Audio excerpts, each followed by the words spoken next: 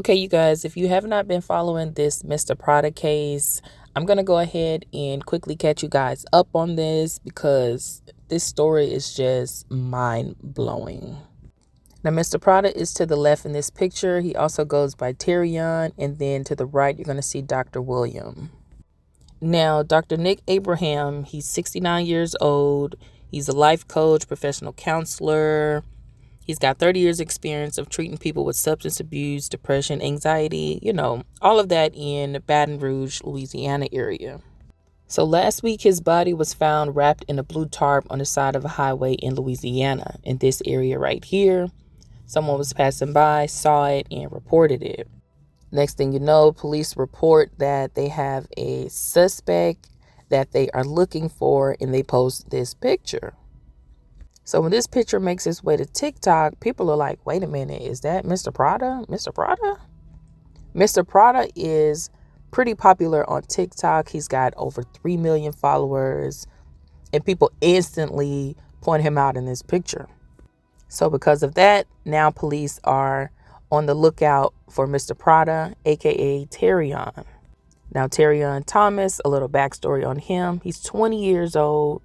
He does like these funny skits on TikTok about, relatable topics, life, things that he's going through. Apparently, he has some kind of mental disorder. He talks about being in a psych ward at some point and his mental health issues. Now, I didn't watch much of his content. Of course, he is much younger, so he's probably not even going to pop up on my For You page.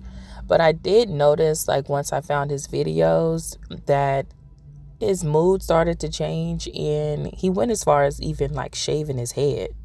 You could tell he was probably going through something. In one of his videos, he even mentions that he was in a psych ward, and because of things that went on in there, he was not able to tie his hair up. So he wanted to just get rid of things from his body.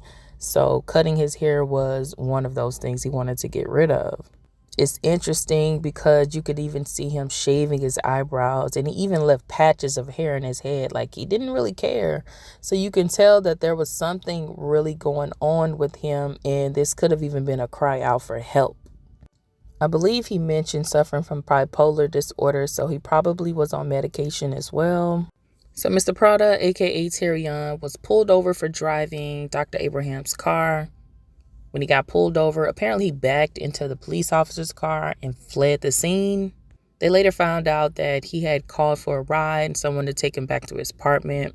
Then Tyrion ends up taking a bus from Baton Rouge, Louisiana to Dallas, Texas.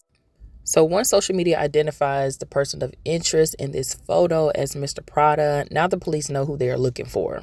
They end up getting a search warrant for his apartment in Baton Rouge. Once they enter the apartment, they see blood everywhere. They're noticing that, okay, there's a sign of a struggle. It also shows that someone tried to clean up the scene. They have witnesses at the apartment saying that they saw him dragging something heavy down the stairs and into a car.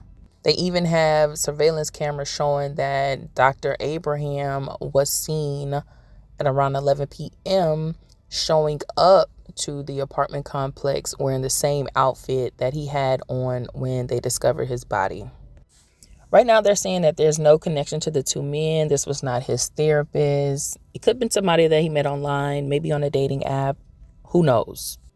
I'm just wondering how someone of that size is able to carry a man of this size down some stairs and into a car. For me, it's just, I just can't imagine it happening. When you're able to carry somebody when they're sleeping, their body just weighs so much more. So it's just hard for me to believe he's able to carry this man by himself. But at this moment, Mr. Prada, aka Tyrion, is being charged with second-degree murder, and he is awaiting being extradited back to Baton Rouge from Dallas, Texas.